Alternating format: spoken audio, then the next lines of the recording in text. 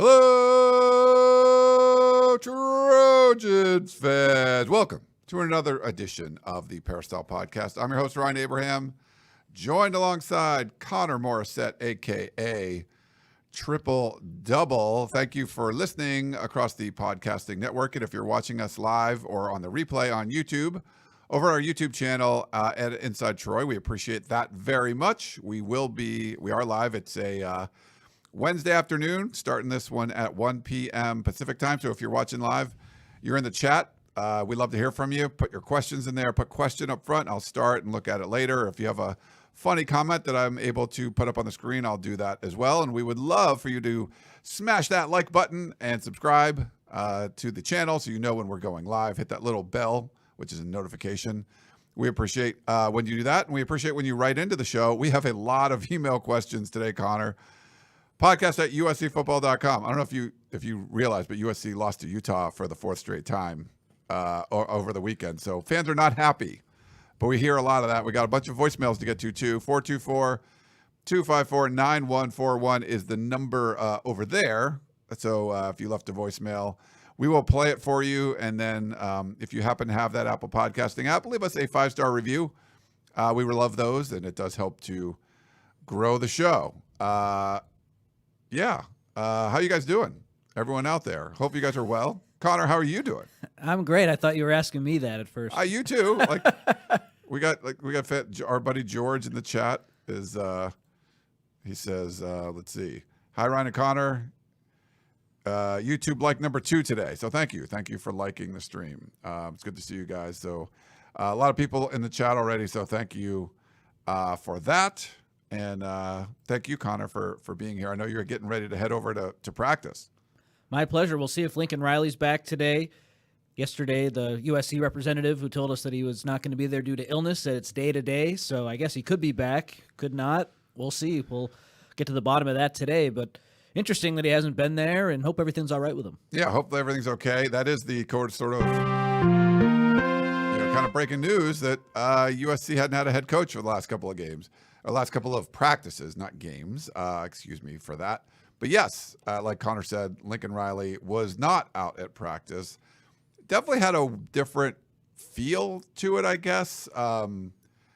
It's been weird after the 2 losses because, at Notre Dame, they didn't bring any players out outside of Caleb Williams and Jalil Muhammad. And they didn't speak very long. Muhammad never got any questions. So we heard a couple questions from Caleb and then mostly from Lincoln Riley. And then after the Utah game, it was only Lincoln Riley, no players at all. So there's kind of a weird feel to it. He had like a cough or something before he went on. And then, boom, we find out Tuesday right before practice, no Lincoln Riley. He wasn't there yesterday. He's at home. Doctor's orders. Dennis Simmons, the outside receivers coach, is acting head coach for right now. He spoke after practice. We'll kind of get into what he had to say.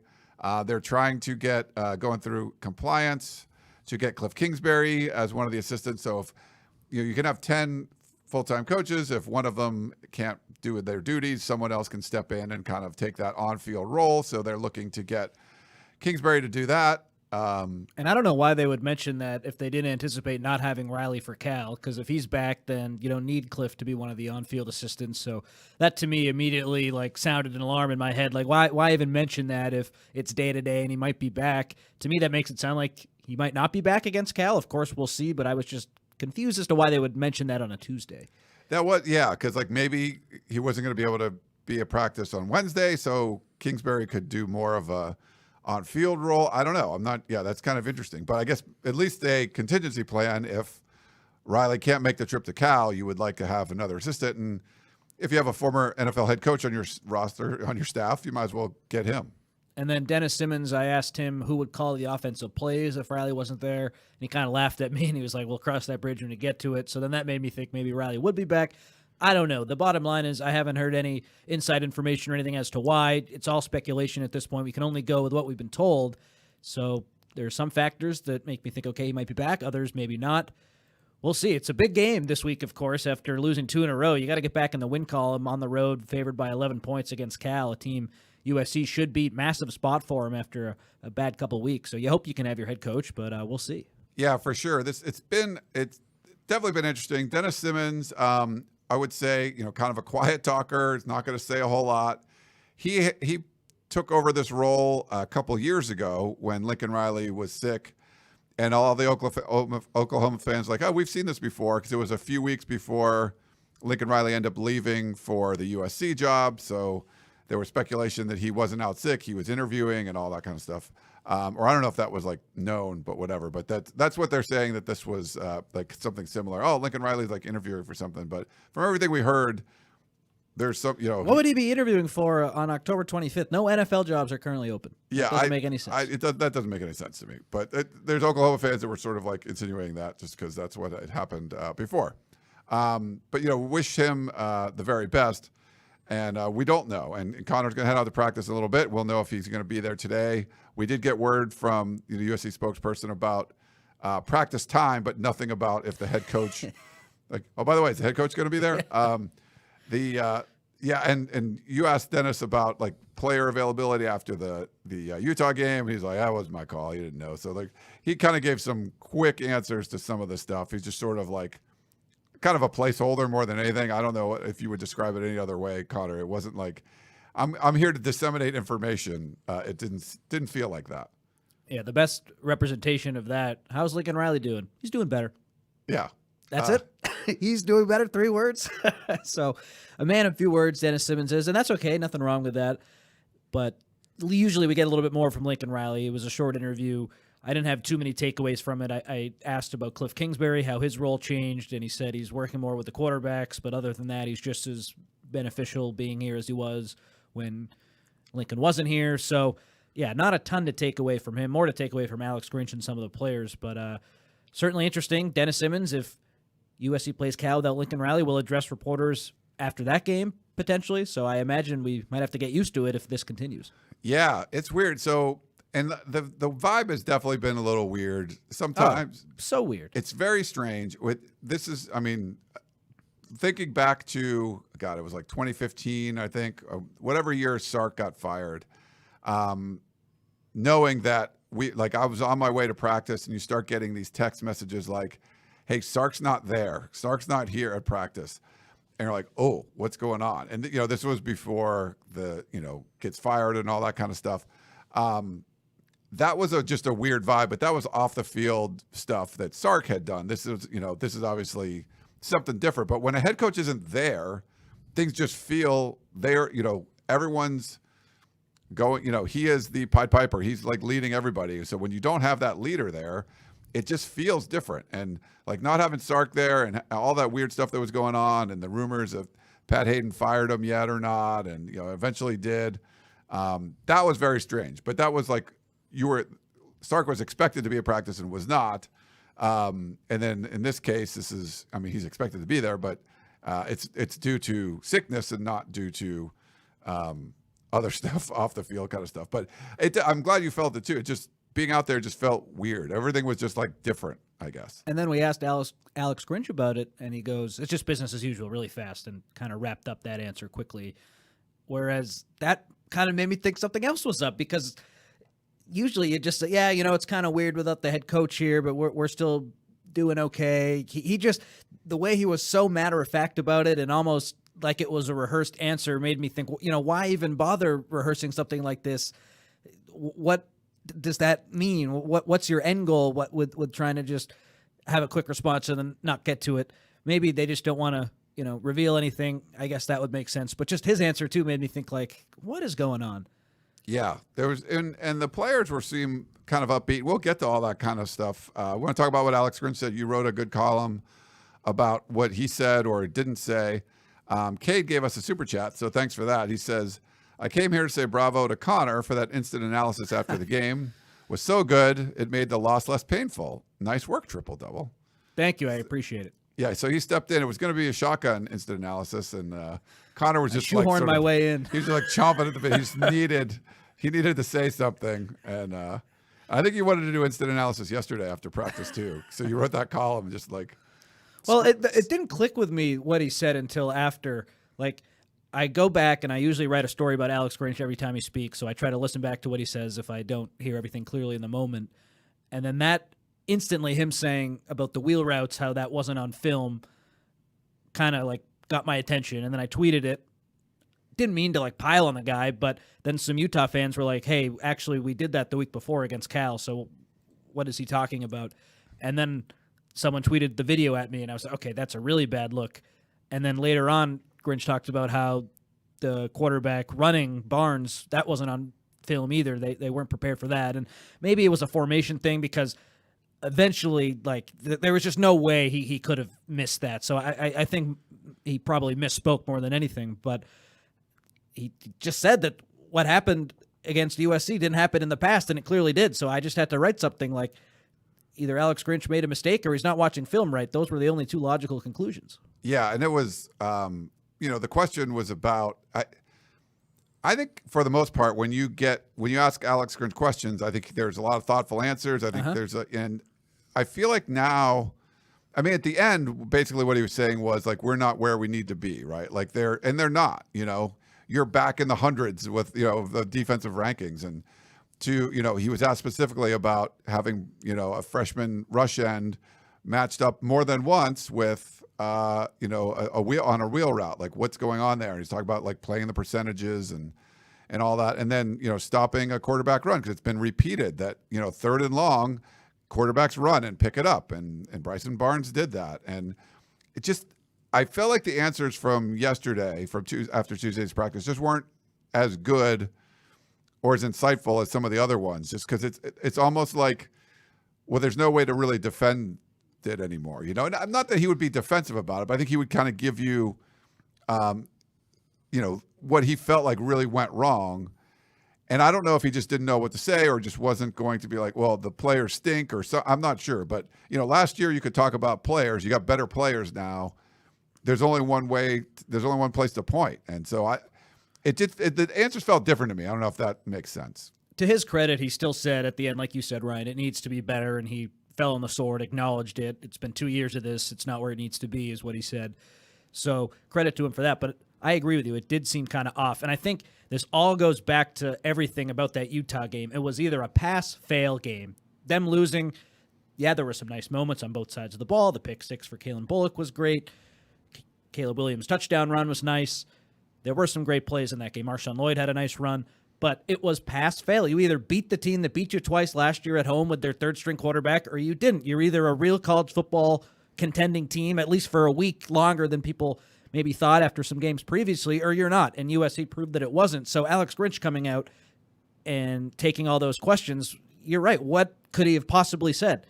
Utah tied their highest point total on the year in the game. USC allowed them to move the ball at the best rate they had, the most yards Utah had all year. So it was a pass-fail game, and they failed. And there's really nothing else to say. That's why I made such a big deal about it after the game on Instant Analysis. The season was one or two ways. You lose that game, not that the season's over, but your goal, you can't reach it.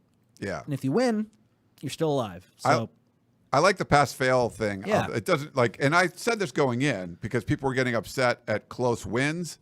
And I'm like, well, the good thing is if you get a close win over Notre Dame, it doesn't matter. If you get a close win over Utah, it doesn't matter. Like if it was 32-31 and that was the comeback and USC got outplayed most of the game, but pick six and touchdown, punt return, you take it. You just say, all right, that's fine. Like we didn't play very well, but move on. But it was pass-fail, and this was a fail. And you can't. I think what a lot of fans want to hear, Connor, is like, here's what we're doing different. And we tried to talk to the players afterwards, and like I've mentioned before, I think there was a lot of sort of upbeat, like getting back to work and all this stuff. But it wasn't like, well, we're going to do an extra period of tackling. Like you wanted to hear something like we're going to do something different, And I didn't hear that. I don't know if you did, but I feel like that's what fans just want to say. Like, look, we see that there's been problems for a month or so now, or longer. Why aren't you doing something different? And I guess, it'd be a good time to hear from Lincoln Riley, which we couldn't do. We're not going to get answers from Dennis Simmons. But it's not like Alex Grinch came out and said, all right, we're doing this different period for practice to try to get this to be right. I didn't get that feel about anything like that. And the only thing that Lincoln Riley's admitted to doing differently the last couple of weeks is after last week after Notre Dame, or 2 weeks ago, Notre Dame, he said, we've added a few more competitive periods to practice. He said, though, overall, it's not how we're practicing. It's bringing our practice habits to the game. So I don't think they're really doing much different at all in practice based on what Riley said a couple weeks ago, because they think their practice habits are great and they think what they do at practice is good, and for whatever reason it's not translating. And that probably leads a lot of people to be frustrated. Why isn't it translating? That's what I would ask Lincoln Riley if he was available this week after his comments last week. So when he does come back, I'll be sure to ask that question. But yeah, to your point, Ryan, what are they doing different? It doesn't seem like a whole lot. No, and I know and that's what fans want. They want to see something different. We did have a comment, touchdown USC. Any Trader Joe's recommendations? Since we haven't done our ad read yet. I do. I got some. Go to TraderJoe's.com. It's funny. So I'm kitchen remodel. My fridge is going back in today, so I'll have water and everything hooked up to it. So I'm very happy about that. I could stock up with some Trader Joe's. So I went over the website to kind of check stuff going out. I love chocolate. I'm not a vegan guy, but if you are, or if you want to, lactose intolerant or anything, there's an oat chocolate bar with crispy rice and cocoa nibs in it. And so it's looks like a Nestle Crunch bar, but it is 100% vegan. So that looks pretty cool. No dairy in it, and got a lot of texture and stuff with the crispy rice. So go check that out. But they also have a really cool vegetable tray. So if you're having a few people over, I love making a little charcuterie board, getting some cheeses and stuff. But having fresh veggies is great. They, if you read the article on Trader Joe's, that they really didn't want to have a prepackaged vegetable tray unless it was really unique. And this one is very unique. They got these rainbow carrots in there. It's very colorful. So, Connor, you want to impress your girlfriend or something? Put out this, very pretty vegetable tray. And it's all veggies. There's no dip in it. So you can go to the refrigerated section and get whatever dip you want. But yeah, that's a cool one too. So a couple of things you want to go check out at Trader Joe's. You mentioned the chocolate bar just in time for Halloween, of course. Yes. If you're a vegan, if you're lactose intolerant or whatever. I don't know if the kids would like that, but maybe, well, who knows? Chocolate's chocolate. Yeah. I know. I would always tease when Keely was around. I always tease Keely because she was with the gluten. She couldn't do gluten, and I'd be like, "So you can't do dairy, right?" It's like, "No, gluten." I would always make up some other "So you're not allowed to do." She's like, "It's gluten." I'm like, okay, thanks. So, but if you're a vegan or you can't do dairy, jump in there. Do we have any lactose intolerant on our staff? I don't think so. I don't think so. You got a couple non-caffeine people. Not me. Yeah, Chris doesn't do really soda or caffeine or anything. You don't do soda. Don't do soda. Yeah. And Shotgun doesn't do sugar right now. That's kind of crazy, but whatever. Okay. Because we have a ton of questions and stuff too. Anything else sort of from practice yesterday? Because we'll get into a lot of the game stuff, I think, with our questions. But it felt like, yeah, the players, I think there was at least some talking points that were given out. 4-1 in conference, still have goals ahead of you and all that kind of stuff. But I mean, that's going to run out quickly because you got a bunch of tough games. Cal shouldn't be that tough. I mean, who knows the way this team has been playing, but it felt like they were still, circling the wagons, trying to get things, here's the narrative, here's what we're going to do. And that's fine if you figure out a way to turn things around. And you're going to look back at wow, why do we play so much ass, that stretch? If you turn things around and you get wins against these final teams, it's going to be really an indictment on what did you do in the middle. Because if you're able to beat Oregon and Washington and all that stuff, you've really screwed up the other times. But if not, and I know a lot of the people, USC is never going to win another game for the next 5 years. Okay, I don't think that's the case, but whatever. If you're the super doom and gloomer, there's no after, if you lose to Cal or if you lose to Washington or something, you're okay, the goals of a championship season are over. But it seemed like there was still this positive kind of vibe, which I guess you want that going into this weekend against Cal. Definitely. I just wonder if people believe it. Everyone keeps saying we're so close, but they haven't played a full, complete game since before the bye week. It's been, 5 weeks of, besides that Colorado first half, above or below average for their standards play. So on Trojans Live, Dennis Simmons says we're close, and Sean Nua says we're close, and yesterday Alex Grinch says we're close. Lincoln Riley the past couple of weeks, we're so close. Eventually, I feel like the time's kind of run out. You know what I mean? I don't know how close you are if you keep doing what you're doing over the last few weeks. The time to improve was last week. I just go back to what I said on the Thursday show before Utah. That game was the season, and they lost. Yeah. I agree with you. Oops, sorry. What did I do here? And, of course, they're still alive in the Pac-12 hunt. And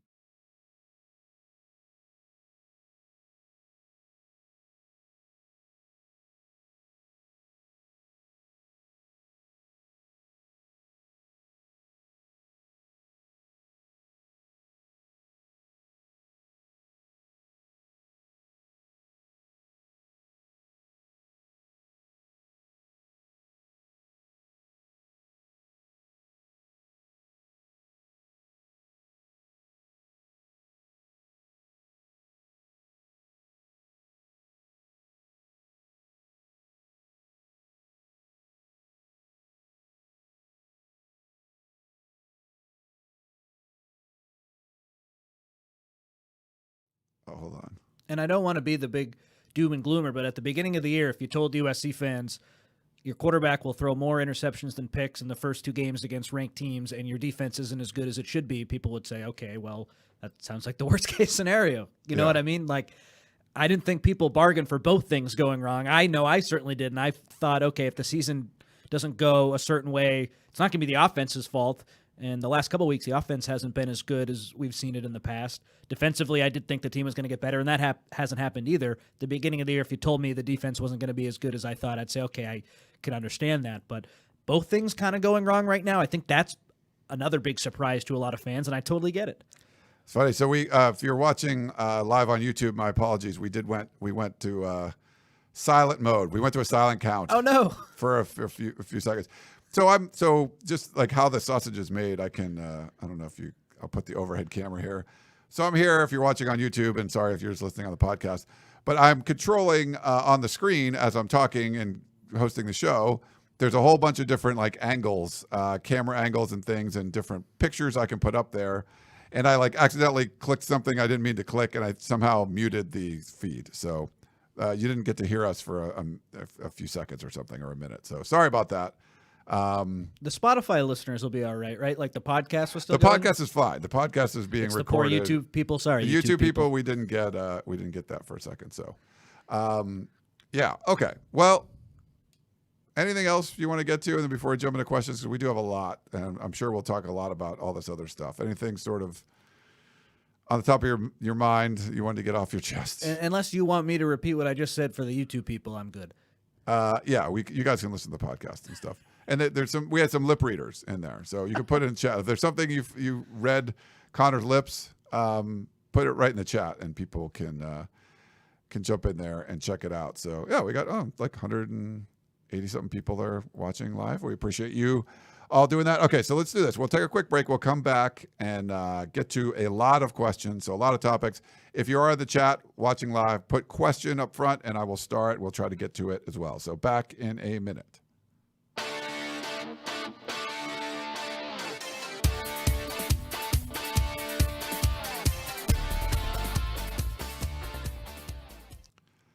All righty, we're back here on the Peristyle Podcast. A lot of voicemails. Why don't we go to one of them right now? Here you go. Hey, Ryan. This is Terrence, class of 94 from High Point, North Carolina. Man, I don't know what to say about this team. Like, they are not good. Disappointed in the defense. Thought it was pretty ridiculous to give up a easy score on the first drive of the game for Utah. For them to score that touchdown made absolutely no sense. And, of course, I was disappointed at the way the game ended. I don't know. I just have a lot of questions about this team and which direction. Do you think that Lincoln Riley will actually learn from these experiences and become a better coach? Do you think he'll actually fire Coach Grinch? This team doesn't meet expectations and at least get to 9-3. Well, they've already failed short of expectations, but I'm just disappointed. Concerned alum and Trojan fan. Want some answers. Have a great day. Thanks. And fight on. I think a lot of people have those same questions, and if you're Lincoln Riley and the year continues to go how it's gone these last couple of weeks, changes, of course, will have to come, and of course it will adapt. That's what good coaches do. They change. And I know Lincoln Riley has seemed sort of dug in his ways. Oklahoma fans will say he never changed. But Ryan Day at Ohio State, Josh Pate talked about this on his show on 247 Sports, just about how sometimes you got to make a change. The great coaches adapt, and if you're a USC fan, you have to hope Lincoln Riley does adapt if things continue the way they're going, and I think he will. Yeah, I agree with you. He's still a young coach. I think every thing you go through, adversity gives you better learning experiences. You felt like when the team was winning close games against not great competition that you would learn from it, make some changes. They did not. Get blown out by Notre Dame, make some changes. I mean, they made a couple, but not enough. Still lose to Utah. That has to be kind of a rude awakening, right? Like you have to learn from that. So, yeah, I'm pretty confident Lincoln Riley is going to learn from the mistakes that were made this year, and I'm sure there's going to be a lot of them and opportunities missed. So, yeah, I feel pretty confident there are going to be some changes and stuff going forward. Mm-hmm. And then just looking specifically at the defense, just to answer one other question the caller had, like there were some really good moments defensively. Solomon Byrd looked great. Romello Height had a great game, but consistent issues that have been a problem from the beginning of the season to now keep popping up. And that's what's so concerning about the Alex Grinch defense. The linebackers have not been good enough all year. That's a problem. Whoever's next to Bear Alexander has not been good enough, whether that's Stanley Taufuo, who's undersized to be playing there. That's been a big talking point this week. Utah was able to have a lot of success running the ball right up the gut because he's a smaller defensive player on the interior. He can get pushed around. The second safety next to Kalen Bullock, if it's not Zion Branch, that hasn't been particularly good. I think the corners have been strong. Kalen Bullock's been strong. The edges on defense have been strong, but the issues in the middle have really killed you, and it's happened again and again and again. Eventually you have to look at the coach. Yeah, it's one of those things where there are good moments, and I feel like when we talk to them, they talk about the kind of good moments, but there's no like mediocre moments. It's like, oh, you got a good stop, or it's point. Like, or you gave up a huge touchdown. You know, it's like you either like, oh, 3 and out, that's great, pick 6, or you gave up a touchdown. There's not like, oh, we gave up a couple first downs and they punted. It's no. If they have any success on the drive at all, it's like all the way in. So yeah, I think there's more positive moments than there were last year, which is good, but there's still all those negative moments, and that's what you have to eliminate the huge.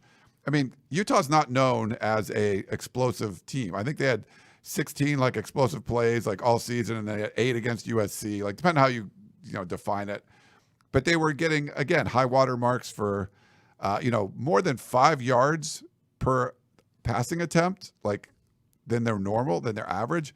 16.8 yards per completion for Bryson Barnes, the pig farmer. Like you can't let some guy that's like not very good look like he's great, and that's what this defense did. So I think that's a problem. Yeah, and I know we have a lot of stuff to get to, but just to respond to you, Ryan, that's absolutely right. The awful plays, the like, how does that happen plays totally negate anything that's good. You can't run a defense like that. You can't be so, up and down. You got to be consistently in the middle. You can't, if you have all these wild plays, that's great. But if you have all these back-breaking plays, you're right back to where you started. And that is the big issue. You're absolutely right. Yeah. All right. Let's go. We got a text question. Nick from New Jersey. Class of 2007. A lot of the questions are long, so I'm going to do my best to read all these. Obviously, a disappointing game yesterday, but wanted to ask about some of Riley's comments after the game. I saw he said something to the effect of, quote, "We don't come in here talking about a national championship every day," and I'm not sure where that narrative comes from. This quote may have been taken out of context, and I give him the benefit of the doubt, given that he didn't take over a national championship caliber program.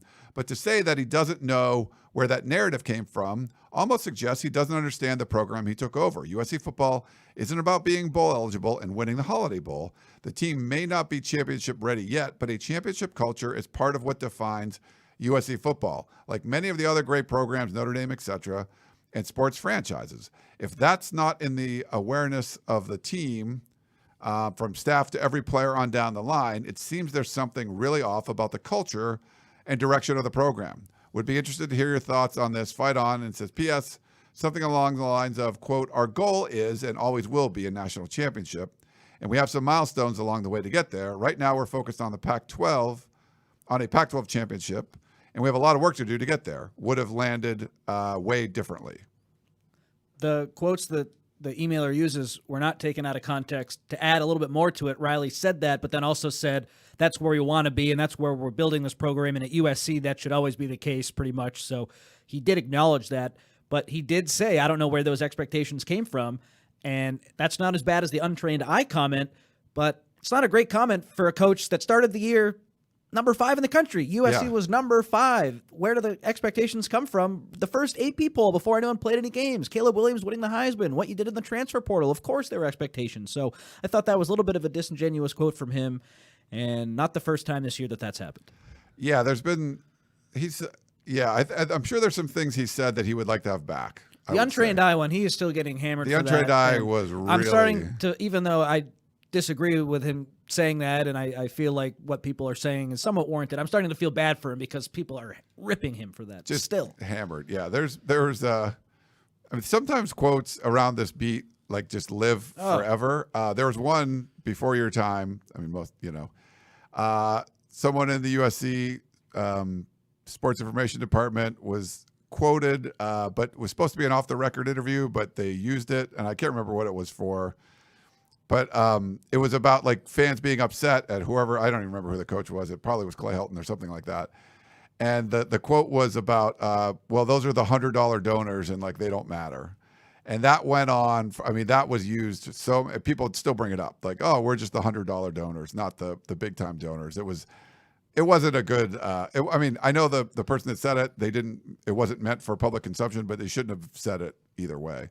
But yeah, that one had a lot of legs. But this one, I didn't think would have the kind of legs. But it's been used a lot, especially when the defense just every time there's a bad performance, it's like, well, I see that as an untrained eye. What are you looking at? You know what I mean? Like, it just gets, it will keep living on and on as long as the defense doesn't play well. Yeah, it's just like, oh, you just gave up a wheel route touchdown to a safety, and he was playing as freshman defensive end. Now, it didn't seem like that's a smart thing to do, but I got the untrained eye. Like, there's so many of those. You're like, yes, I mean, obviously that's terrible, but, whatever. Okay, I Hate UCLA wrote in and said, hey, Ryan, what's wrong with Lincoln Riley and not being able to scheme open our players? I can ignore the deficiencies on the defensive side, but Riley and Cliff Kingsbury are supposed to be offensive gurus. Why can't they get our offense open? The line did well, providing Caleb time to throw, but his downfield vision isn't what it was last year, and his throws are a little off. Thoughts on that, Connor? I think it's a little bit of having a lot on tape from last year. People can game plan for it, and then you'll make changes, of course, but you're not going to make these massive changes to your offense. What you do is just what you do a lot of the time. And I think people, I don't want to say he's been found out, but it's hard when Caleb Williams has that tendency, Shotgun's talked about it, to roll out to his right and make the big throw, and people are taking that away from him now. So just when you put a lot of stuff on tape, sometimes that can work against you. So that's part of it. I think the offensive line, it was a lot better against Utah, but them struggling has led to some issues. But the emailer makes a great point. Even against Utah last year, before Caleb got hurt, on the play he did get hurt, that was an explosive play. I don't want to say he made it was an easy play, but he kind of made it look easy running for, what was it, like 80-something yards. It just hasn't been very easy for USC all year these past couple weeks, not all year, because, for a whole bunch of reasons. And Lincoln Riley, he's kind of known for that easy offense. So I think there are a few factors, but they're my thoughts. No, it hasn't been easy. Yeah. And I think there's definitely, I think there's a lot of factors that kind of go into it. And, it's one of those things where expectations from last year weren't as high as they are this year. How you handle those. I mean, not having Jordan Addison is, he had a studly game Monday night in his first Monday Night Football appearance. I mean, he was amazing there. Just how good a guy like that is. And, the offense struggled sometimes when he was hurt last year too. So I think there's a lot of different kind of factors, but I think some of them are controllable, and USC hasn't done a good job of controlling them. I mean, it is weird seeing Caleb Williams being on national TV commercials and all this kind of stuff. I mean, people are like, oh, he's filming too many commercials. Like, those were all done a long time ago. But, is that part of the distraction too? Just that there's all this pomp and circumstance and pressure really on Caleb Williams to perform and be the number one pick and all that kind of stuff. A lot of rumors get started just because he's well known and popular. So I not that any one of them would probably impact you, but just so many of them, I mean, it could have an impact too, I don't know if the ads add to the pressure, but the number one pick and him being kind of anointed, I think, has to have some kind of pressure. And then if you do have a couple of games that aren't regular for your high standards, people start to talk. Maybe he should sit out the rest of the year. Maybe he isn't as good as we thought. And when you had as good of a year as you did last year, it's logical that there might be some small regression. And I think that's really hard to deal with, especially when you're a 21, almost 22-year-old kid. Everyone tells you you're perfect, and then people start to doubt you. That's got to be really hard to deal with. Yeah. So I definitely see where that's coming from. I push back a little bit, Ryan, on the ads being a distraction. I'd say do as many ads as you got to do, Caleb. Make as much money as you can. Yeah. But the people who anointed him, and I was probably part of it, saying that he'll for sure be the number one pick. That I can't imagine being in his shoes, having a couple of games that aren't as good for his standards, and then just people saying he's not a good leader, he isn't as good as we thought, I'm having serious doubts about Caleb. Like, you're still figuring your life out at 22 years old. I can't imagine all those voices, how he deals with that. It is a very, very tough spot to be in. People will say, okay, he's making a lot of money, I'll be in that spot every day of the week. I think it's just psychologically really, really difficult, and I do feel for him. Yeah. Speaking of the expectations, Chase from Arizona, he said this season feels similar to 2012, led by Matt Barkley. Both had high expectations, both ended in disappointments. It seems post-Pete Carroll era, anytime USC has high expectations, they crumble. Why do you think that is? I mean, part of it, I think, is that USC is going to get the benefit of the doubt. So you have like these, you're going to have these peaks, right? Last year was, go from 4-8 to 11-3 peak. Now you're like, okay, so USC's back. They're like national championship contender. Just like if this was like TCU, no one did that to. They peaked, but they were like, they'll probably be okay. USC, if you peak, you're going to be like, okay, now they're back. When Texas is good, like, oh, Texas is back. And you kind of assume that they're going to be this national championship caliber team because that's the pedigree and that's the blue blood. That's what the definition of being a blue blood is. But there was a lot of problems with this team. And I give Lincoln Riley a ton of credit for fixing so many so fast. But some of it wasn't like maybe fixed. Maybe it was patched. And you still have to build that foundation still isn't quite there. So I think that's part of it too. I can only speak to this year. And I think the team is really talented, but I might have been a little guilty of overrating them. Against Notre Dame, what killed them, it was the offensive line and Caleb's decision-making. Going into the year, no one was even considering a bad game from Caleb would cause your team to lose. But I do think the offensive line in that game played a really big role, and so they just didn't execute. Against Utah, the offense had its issues, but the defense wasn't good enough. So in key spots in the two losses that USC's had, they've maybe exposed is too strong, but the offensive line wasn't good enough and the defense wasn't good enough in two key moments, whether that's coaching, whether that's talent, whatever. It hasn't clicked. And to me, I think it's a little bit of talent mixed with coaching, of course, but I think I was guilty of overrating them a little bit. In the last couple of weeks, you see the defense wasn't as good as I thought. The offensive line wasn't as good as I thought. You can get mad at the coaches, but at the end of the day, that has a lot to do with talent too. Yeah, for sure. Why don't let's see. Oh, we got a couple, and we got more, but a couple comments, I guess. Frank in Sacramento, he says, when USC moves to the Big Ten, they will hire an experienced Big Ten defensive coordinator, Jim Leonard, as well as a special teams coach. Lincoln Riley will say these changes were necessary with the move to the Big Ten.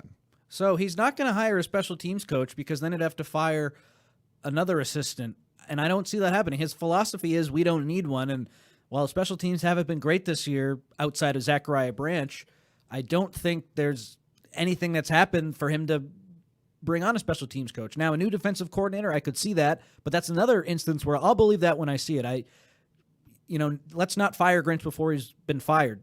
Let's see what happens. But Frank's calling a shot is what he's saying. He's like, that's what's going to happen when they go to the Big Ten. So, Frank, I'm sure you'll write us if that does happen. You'll say, see, I told you back on October 25th this was going to happen. So we'll see. We also got a text from all the way from Athens. Wow. Robert, class of 2000. It's kind of long, so I'm going to read the whole thing for you, okay? Okay. Dear Peristyle, hire Phil Parker. That is all I'll fight on. So Phil Parker is the Michigan State defensive coordinator. They don't have an opening right now for a defensive coordinator. Yeah, I mean, I know fans will be really excited if there is an opening to play the name game and everything. And if it's up to me, if it keeps going this way, I think change is inevitable, but I don't think it's right to talk about replacements when USC still has a coach in place right now. But the results speak for themselves. You know what I mean? I don't want to be you got to fire him. You got to fire him. Exactly. We're just beating a dead horse. It's not good enough. And if Lincoln Riley doesn't make a change, he already lost a lot of the fan base by keeping the defensive coordinator this year. And now it's never good when the fans know something's wrong and then what they thought was wrong plays out and ends up being wrong. And then you kind of have a lost year. That's what's happened. That's never good. And so Riley has to buy some goodwill back with the fans by making a move. I'm not going to give him credit for doing it, or I'm not going to say they're going to do it until I see it. Yeah. We had a comment from Average Donnie. Takeaway Branch and the special teams have been terrible. I would agree. I mean, there have been some moments, but like similar to what we were talking about with the defensive side, and I've harped on USC special teams for years and years. It's just been, the John Baxter years where if you would get like, they'd have one good trick play, and there was one I think they threw it back to like Michael Pittman, and he ran down the sideline for like they faked that they were going to catch the punt here, so everyone was running over here and it went over there, like that kind of stuff. You get those every once in a while, but there were so many bad plays in between and terrible plays and ones that were game-changing kind of plays that it was like you don't need this to be a feast or famine thing, and they were famining a lot more than they were feasting. It's kind of like similar on the defensive side. You just want some kind of steady play. So it's nice that Zachariah Branch makes a big play every once in a while, but you'd much rather like not have 5 of your 6 drives start inside the 25 because you can't get a kick return outside of that instead of just calling for a fair catch.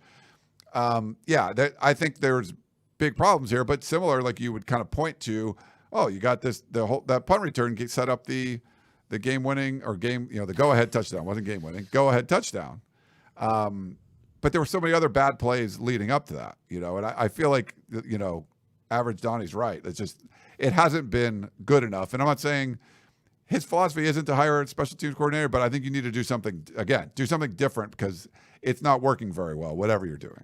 In back-to-back weeks, kickoff return coverage has been a struggle. Notre Dame, of course, the 99-yard return that pretty much ended the game. And then against Utah, USC goes up, I believe, 14-7. And then on the ensuing kickoff, Mikey Matthews breaks a tackle and gets all the way into USC territory or right around midfield. And then they get the 4th down and go on to score.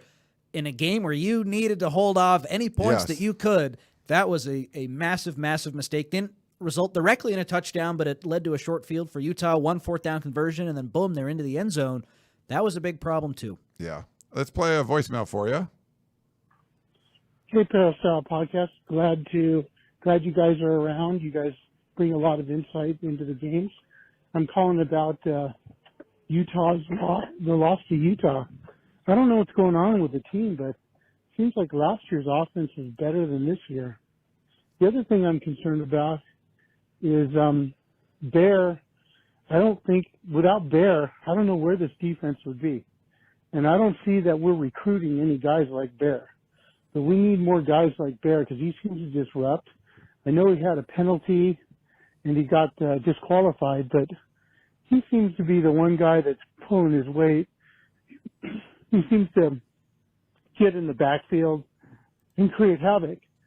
And we need more guys like him, and I just don't see that we're able to get those type of players through recruiting.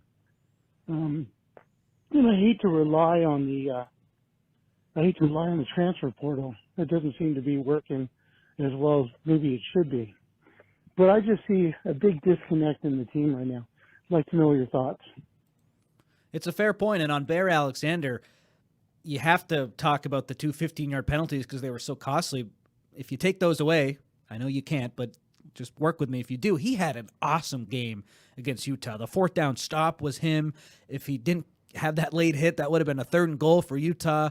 And then the targeting, of course, led to the point. So you have to take the whole thing. But, man, oh, man, those two mistakes, it's too bad they outweigh such a good performance because he was great. But I hear what the caller's saying. Who are they recruiting in the 2023 or 2024 class that's going to plug up the middle on the inside? I don't see a name there. I imagine they'll have to continue to rely on the transfer portal in that fashion. And Ryan, we've talked about it in the past, USC with their recruiting tactics. Why aren't they getting, especially in 2024 right now, 5 stars? I don't think they have a few 4 stars, but they just don't have 1 or 2 guys who you're like, okay, an ass and seat kind of guy, with all due respect. You know what I mean? Like Zachariah Branch, Malachi Nelson, 5-star recruits that fans, they're excited about them the whole time they're at USC, even if for whatever reason they don't get on the field. Well, hey, we still got this guy. And that provides a fan base with excitement. I don't know if you have that in 2024, especially on the interior of the defensive line. It's a great point by the caller, and I have the same questions. Yeah, no, for sure. And the Corey Foremans of the world, you still talk about them no matter what, just because they were ranked so high, so you're going to get people talking about them. Let's see. This is an actual long one from Dave. Email, hello, gentlemen. Thanks for your podcast. Last week, Connor and Jack were aghast that fans were questioning Lincoln Riley's abilities. They just couldn't understand why some fans felt that way. Can you understand now? Those of us who questioned the direction of the program were simply reflecting on what we saw with our own eyes. How can you bet on the Trojans to cover the spread? Like I did. It shows that you're ignoring your frontal cortex and letting your Abugandala rule the day. That's right. I think I got that right. Coach Riley is consistently outcoached. I mean, I would disagree with that, but teams with lesser talent either beat the Trojans or make games closer than they should. The Trojans constantly make walk-on quarterbacks or third stringers look fantastic. He's consistently out-recruited. SoCal talent is leaving the region in droves. The transfer portal is a Band-Aid at best, not a long-term solution for line play. In particular, Lincoln does not show enough dedication to the entire team, but rather concentrates on the offense and Caleb. Coach Riley gets defensive when sensible critics of the team or critiques of the team are raised. His teams constantly make the same errors, giving up chunk gains on crucial third down and long situations. For example, Riley's teams are not physical enough. He will win plenty of games, but unless he changes, we will never consistently compete for national championships. He's 0-3 versus Kyle Whittingham. Who's the better coach? From Dave. A lot of stuff there. It's like, I love all that. He's going to win a lot of games, though. Yeah. So he's got to do something right if he's winning a lot of games. The beginning of the email, totally fair. Jack and I both picking USC to cover on the show and just talking about how we believe that they could pull a good performance out of their rear ends after not having one the last couple weeks. Sorry for buying in. That was wrong, and I agree. In the big picture, though, you have to believe that a guy who's had so much success will change. Oklahoma fans, if they are any out there listening to this, will say he never changed. He is who he is, and we tried to warn you that he wasn't good. I just believe that a coach who is as smart as Lincoln Riley and as talented as he is going to learn from this season and adapt going forward. If not, then I believe in Jen Cohen's ability to make a decision on what she sees. And if she doesn't see improvement or a guy changing based off a bad season, then maybe a move is there to be made, and I'll be totally wrong with Lincoln Riley. But to totally give up on him right now, I think is too far. Does he deserve criticism for this year, how this year has gone? Absolutely. But I think some people are still taking it too far. The criticism of me and Jack, though, totally fair. We got that wrong last week. Oh, my God. We're just predicting. No, I know, but it's like the writing was on the wall, though, that they hadn't played well in weeks. So yeah. I'm mad at myself. Like, I agree with what the guy said, but I'm more mad at myself for making that pick. Yeah, it wasn't a good pick, but whatever. It's like, Yeah. But you know what I mean? Like, I if you fire Riley, everyone's go get Kalen DeBoer. Can we see what Kalen DeBoer looks like without a quarterback next year? Can we allow him to give him some time to maybe make a mistake? Like, I think the jury's out on, or not out on him yet. You know what I mean? I want to see more from him. He's just not some guaranteed success. I think you have a better chance with Riley still. People might hate to hear that, but that's how I feel. Yeah, it's just, oh my God. Like, some of the stuff is just like, oh no, it's not going to work. I mean, there's still a resume for someone that's been a head coach for like 7 years. Like, he's done a lot. He's accomplished a lot in the short time frame. If you think that's exactly the way it has to be all the time and it can't change, I mean, I don't know what to tell you. I mean, you feel like someone like that had figured enough stuff out to win a lot of Heismans and go to playoffs and win conference championships. You kind of figure it out. That was obviously he took over for a legend, an established program that everything was running well. He took over at USC where everything was a shit show. So that's a different job, right? Taking over and fixing stuff. He fixed a lot of things pretty early, and I think hurt himself by making it, if he went 8-4 last year, then you're like, okay, well, that's a good turnaround. But he won 11 games, and they were like, oh, now they're number 5 in the country. So he kind of screwed himself with the high expectations, but that's sort of the way it is. But that's the same guy that did all that stuff. So you have a few bad games, and you're just like, no, he's terrible. Like, okay, I don't know what to tell you. John in Oakland. Ryan O'Connor. Wow, this team is a complete waste of time. And Riley's the wrong hire. So if you can see if you say where this one is going, his reliance on the transfer portal is a total mistake. Bear Alexander cost them the win. There's a reason a loser player is in the portal. Oh. Holy cow. If they didn't have Bear Alexander, they wouldn't have been in a position to win. They would have picked up the 4th down. You would have been out of the game going away without him. This is so crazy. I'm done with them. Too depressing to care about. 100% that USC football next year is last in the Big Ten. Okay, one of the things I really do love is like things aren't going quite well, and you're like, Cal's going to beat them 100-0. Like, okay, you've never watched Cal, and like, if you think they're going to finish last in the Big Ten, you've never watched Big Ten football. Riley will make Helton look like the smart hire. Now, this is getting really insane. USC is now a national media joke of a college football team. No coming back with upcoming losses to Oregon, Washington, and UCLA. Maybe Cal too. Spending $100 million on Riley is a huge mistake. I love when they talk about money. Like, that's literally the going rate for a head coach right now. So high-level head coach, that's what you're going to pay, if he works or not. New athletic director Jed Cohen has a major decision ahead. Fire Riley and find a real head coach that's worth $10 million a year. Done with his team, coaching staff, carpetbagging transfer portal players, and caring about USC football. John in Oakland. So my gut here is that John in Oakland is a fan of the way college football was and not the way it's going. But if you have a good head coach, he's going to make $10 million a year. If you have a good team, you're going to get guys from the transfer portal. Alabama does it. Georgia does it. Ohio State. Everybody does it. It's just, that's the way college football is. And they're going to make money. The players are going to make money. I'm sorry. They're going to make NIL money. My gut here, Connor, is John is not a fan of the way college football is going and sort of taking it out. And USC is sort of like the punching bag for that. Totally agree. The Bear Alexander stuff, too far. He's arguably your best player on defense. Yeah. Most disruptive. Like, he's the biggest you got. And Christian Roland Wallace is in the top 3. It's between Kalen Bullock, Bear Alexander, and Roland Wallace. 2 out of those 3 are from the portal. So everyone hasn't hit. I get it, but you need the transfer portal, and I just think you have to believe that Riley is going to learn from this season. And people say, oh, he's going to go to the NFL or whatever. Like, we never know. We can't predict the future, so whatever happens, happens. But a good coach adapts, and I believe he will. Yeah. Well, since we're on the, fire Lincoln Riley, I believe this voicemail has something to do with that, too. Great. So if you don't want to hear me talking about it, let's hear somebody else talking about it. Hi, Ryan. Long-time listener. I've been calling for a while now. And I told you about 3 weeks ago SC was going to lose 4 games. Well, they've got Oregon and Washington left. This has been a terrible amount of pressure on the offense to try to come through for the defense.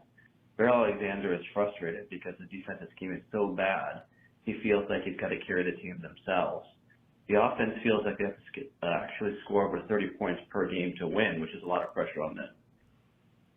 I'm an attorney, CPA, wealth advisor. I advise 75 companies per month. That's my job. If I was advising SC and your coach is getting paid $10 million and is doing a third of their job, 1/3, he's an offensive guru, terrible on defense for 10 years, terrible on special teams for 10 years, I would fire him. And I would also get rid of Full too, Carol Full, because guess what?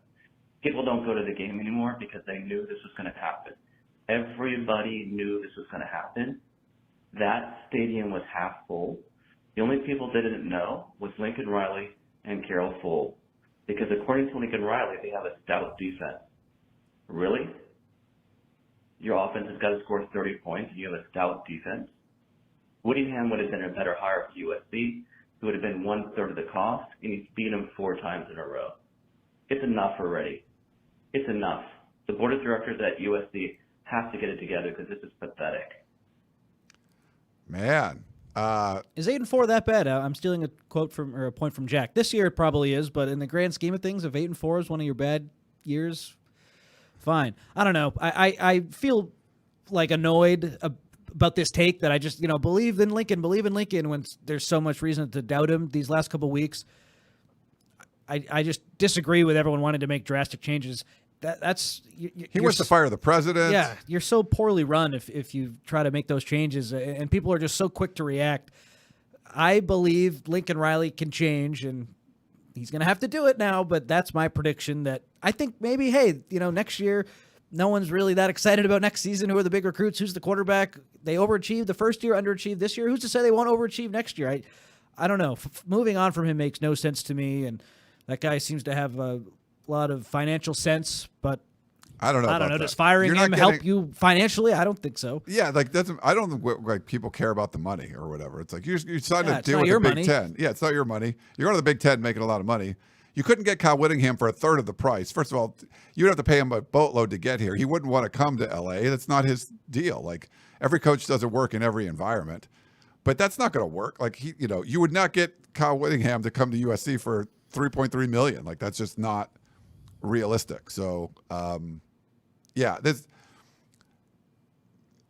expectations from 4-8 to now, to 11-3, just were raised so much. I think it did hurt Lincoln Riley if you're going to have sort of a bad year. With it, David Woods called it the dead cat bounce or whatever. Like you need a steady build would have been better. Like if you're I know there was a bunch of Oklahoma fans that were coming on and stuff. They were terrible last year, but if they have a really good year, you don't mind year one being sort of crappy and not make, having a losing record if you can win the Big 12 the next year. USC sort of almost did it in reverse, and I think that didn't really help. Plus you have, the reigning Heisman Trophy winner coming back and all that, but I would say, I think fans were so used to just USC football is not playing well, fire the head coach. And that was just the mentality for 8 years, and no one did it. So that's probably still in your mind, still fire the head coach. Well, maybe not. Maybe you don't want to fire this one. But it's baffling to me, but there's definitely a portion of the fan base does. I'm not saying Lincoln Riley's going to work out. You're going to win national championships. You certainly weren't going to under Clay Helton.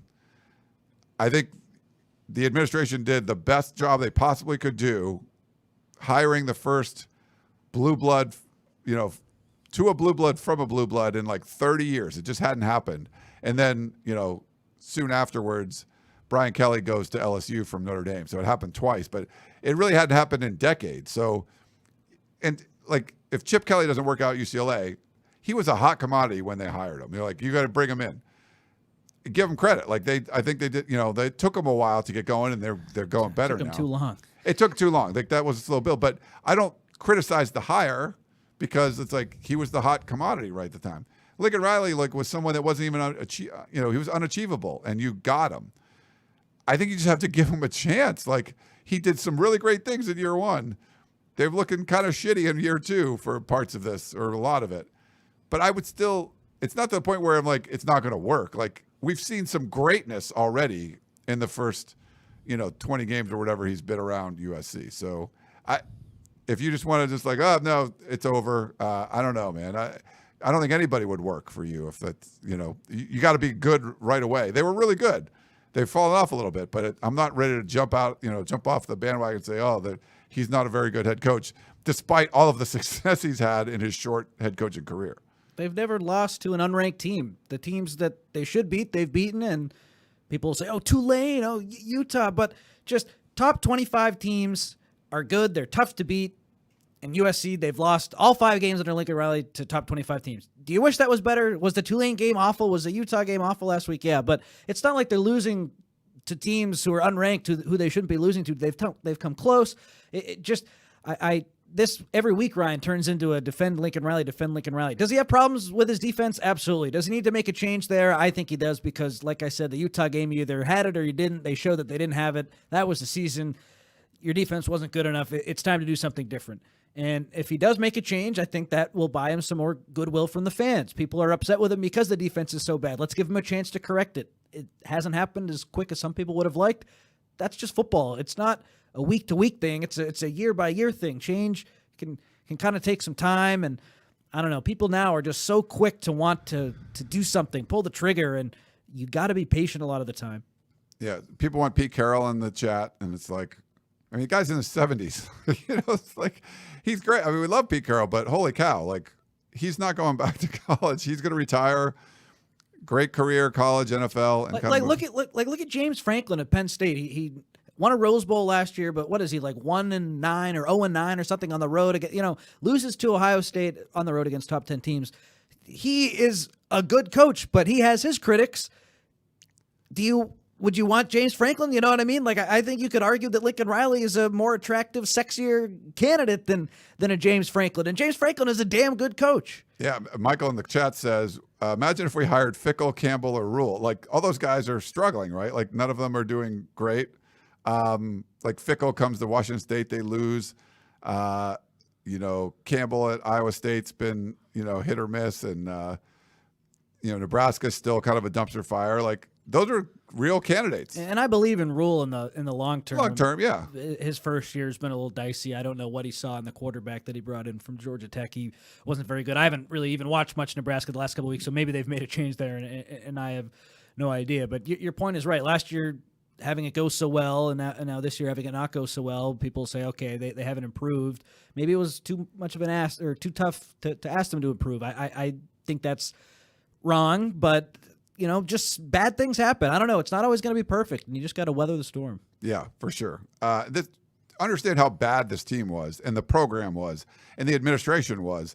A lot of rebuild needed to happen. So it really did set things up by winning 11 games last year. You're like, oh, it's not that hard.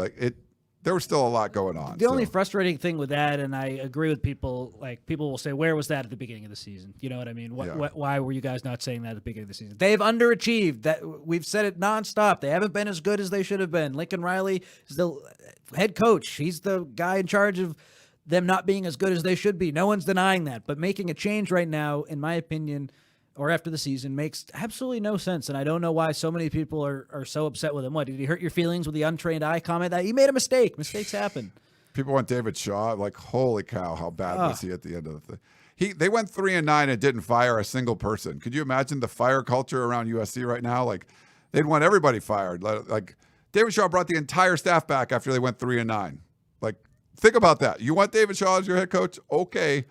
All right, this is another email, of course, long again. This week it appeared like every defensive snap had a player visibly distressed at the snap, frequently Roland Wallace or Gentry, or a player clearly seeking guidance from a teammate as the ball is being snapped.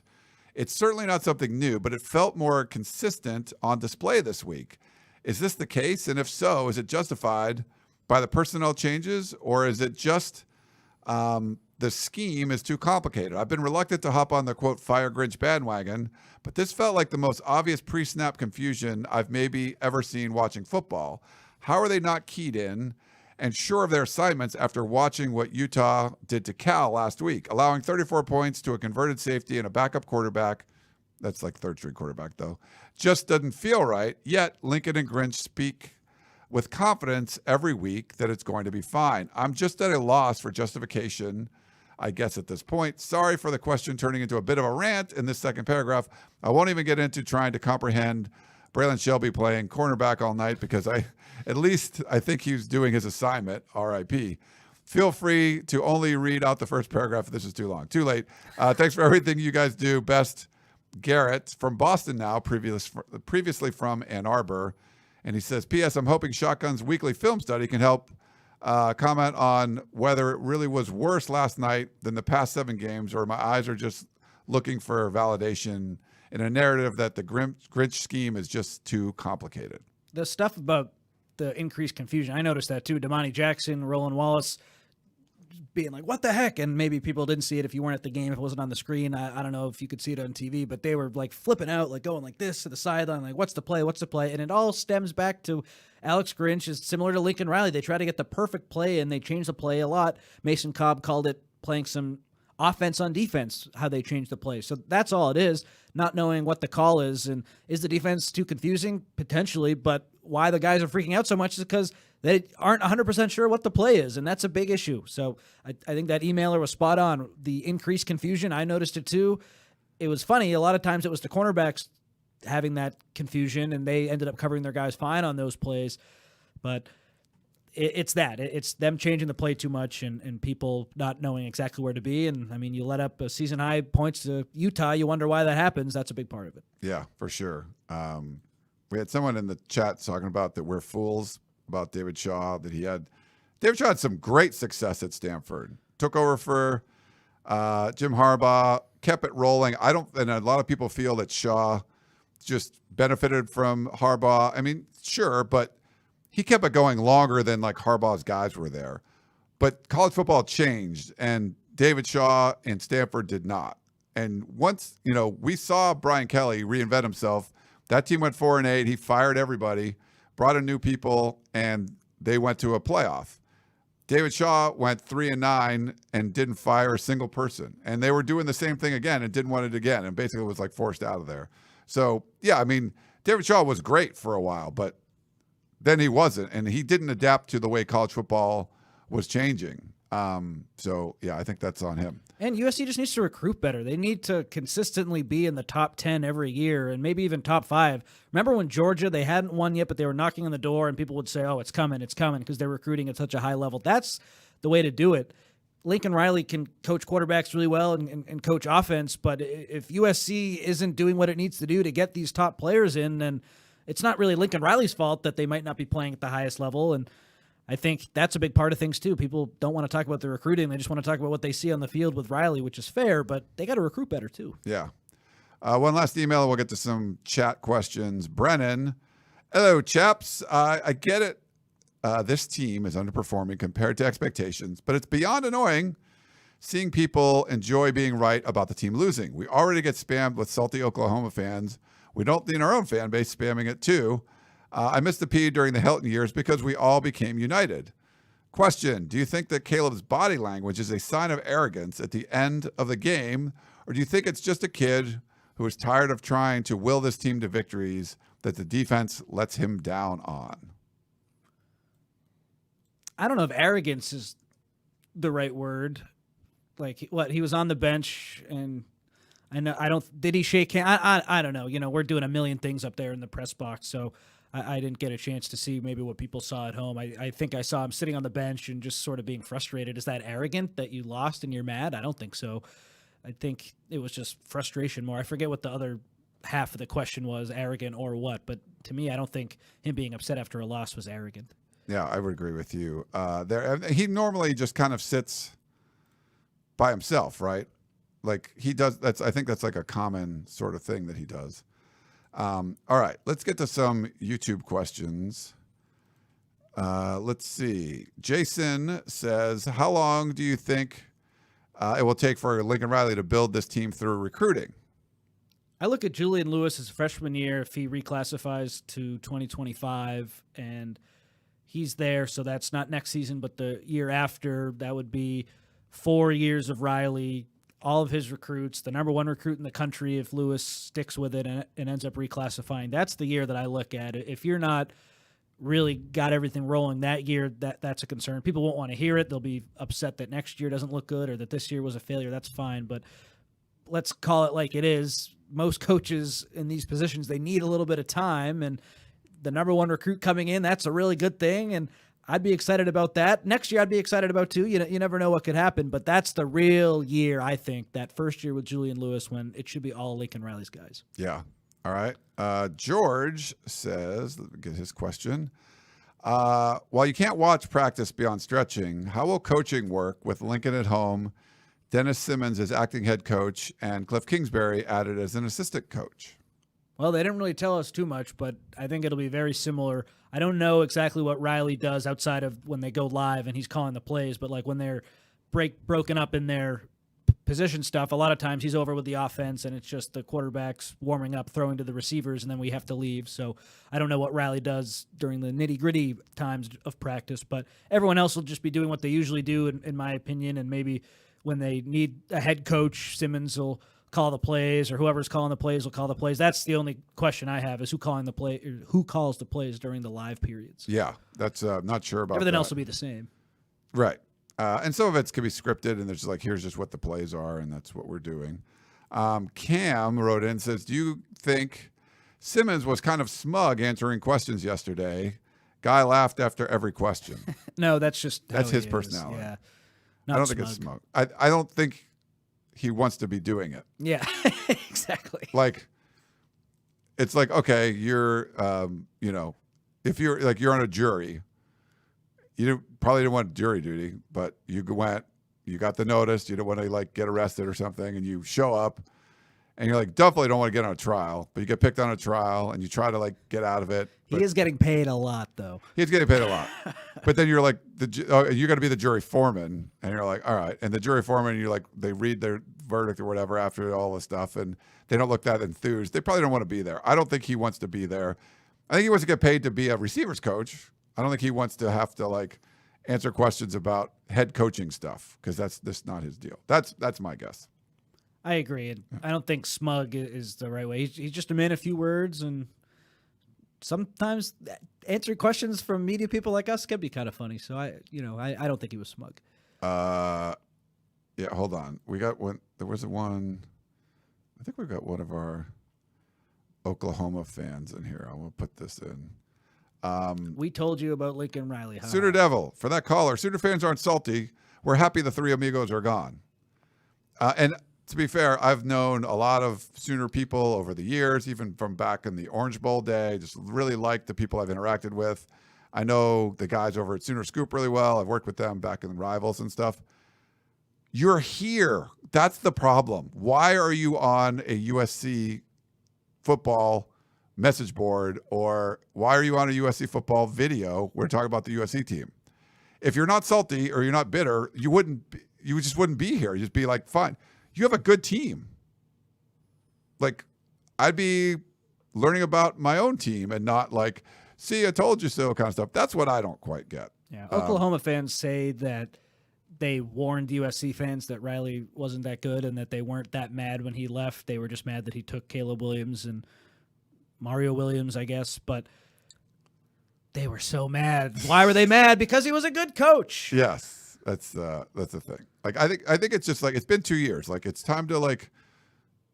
Brent Venables had a bad first year. He's having a really good second year. They're recruiting really well. Like, that's what you want. You want to like bounce back. And you hired an assistant that had never been a head coach, so there's a risk there. And it looks like so far it's doing really well. If you weren't bitter, then you wouldn't. You'd just be focused on your team. And I think it's kind of an LA attitude too. Like, people don't go like beat Arizona. They don't say like, they say beat LA. It was just because everyone's focused on LA or whatever. So you want to be focused here. They don't focus on other people. So like, if the Lakers don't win, they don't really care who wins. It's sort of like that attitude of like, you're just kind of focused on yourself. And I feel like Oklahoma fans, it's been 2 years. Like, the team's doing great. Focus on yourself. Like, that's good. Like, if Lincoln Riley wins a national championship or goes 0-12, who gives a crap? Like, you have a good team. Like, just, that's what I don't get. Whatever. I don't get it either. Like, we warned you that he wasn't bad. Then why did everyone get so upset when he left? Because he took Caleb Williams? Is that the only reason? No, because he was a good coach and he'd done a good job there. The last year at Oklahoma wasn't as good as the ones in years past, but people were so frustrated and angry. Why? Because they lost the good coach at their favorite team. Yeah. Okay. Kurt says, why do you think the passing game has been out of sync since the bye week?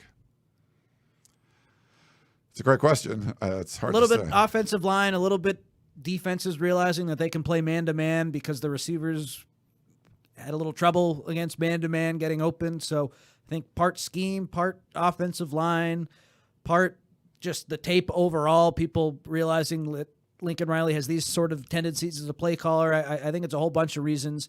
And maybe partially the receivers being a touch overrated. I don't want to ruffle any feathers, but they don't have a true number one receiver. And it was a lot easier when they were playing bad teams, and it's a lot harder now that they're playing good teams. What does that mean? Maybe the talent isn't quite as good as a lot of us thought.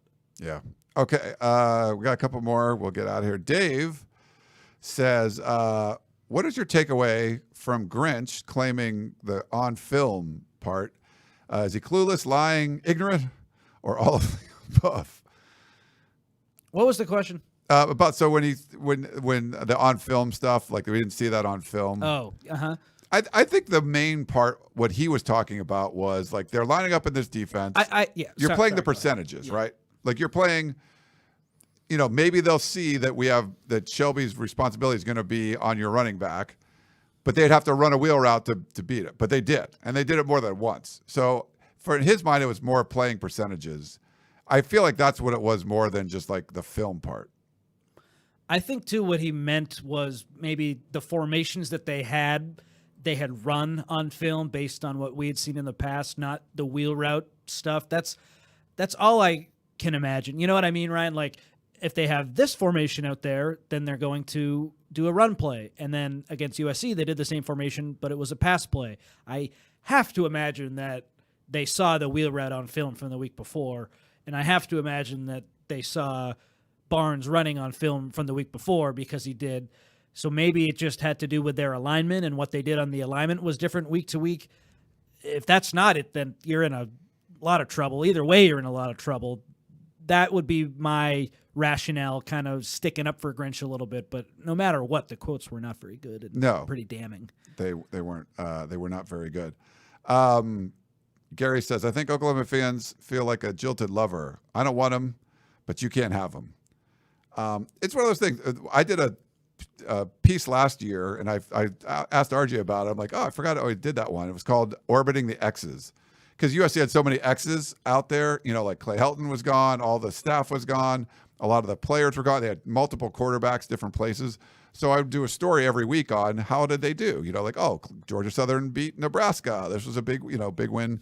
So it's kind of orbiting the X's, just sort of like a year of like, hey, where are these former USC people going? But I think if you go to therapy, like if your girlfriend breaks up with you or your boyfriend breaks up with you or whoever, your partner breaks up with you, it's tough, things to go through. But if it's like 2 years later, the therapist is going to tell you like you have to move on. Like you're already married. Like you remarried. You have this great partner again. So you don't need to worry about the ex anymore. So that would be my advice. But that's just me, amateur psychologist. One last one from Cam. Do you guys think the play calls, especially on defense, are too complex for the players to understand, and therefore they can't play quickly, and therefore they make mistakes? Maybe. I think the scheme asks a lot of the linebackers, and they've had some issues. I just think it's a whole host of things. Trying to be so aggressive can lead yourself to holes. And the wheel route, Alex Grinch saying, we want to be aggressive, and we're playing the percentages. And then Utah dials up a play that works perfect against an aggressive defense. You're kind of telling on yourself a little bit when Alex Grinch on Trojans Live a couple months ago says our run defense should look like blitz. Okay, then a play action pass you're susceptible against. And of course, defense is a lot harder than I'm making it out to be, but I don't think it's being too complicated. I think that's part of it, but it's not the only reason, or maybe not even the biggest reason. There's a lot of problems. Yeah, there's a lot of issues there. Okay, well, that was a lot. My voice is pretty much shot from. There were so many long emails. There was a lot. Yeah, you had a lot of reading today. I should share those. You can read some of them or something. That's good. That's true. That would be a good idea. That's okay. I don't mind doing them, but whatever. There was a lot. Thanks for the voicemails. Thanks for the emails. Thanks for everyone playing in the chat. We had like 275 people in the chat. Like, that's pretty cool. Thanks for like joining us and hanging out and talking some USC football. Connor's going to go out to practice, and we'll see. Check his Twitter for updates on if Lincoln Riley is going to be there or not. And we will all be up in the Bay Area. I was contemplating not going to this game, but it's like I might as well just go to every game this year. Plus, it's on Pac-12 Network. I don't get Pac-12 Network, so might as well go. But yeah, we'll be up there giving you all the coverage from USCFootball.com, of course. And we do appreciate you checking out our YouTube channel. We'll try to haven't put up as many videos after games because we haven't had players available. But we'll put up videos of all the players that we get to interview through practice. And then hopefully after the Cal game, we'll get to hear some players because we didn't really get that recently. But for Connor Morrissette, I am Ryan Abraham. Hope you guys enjoyed the show, and we will talk to you next time.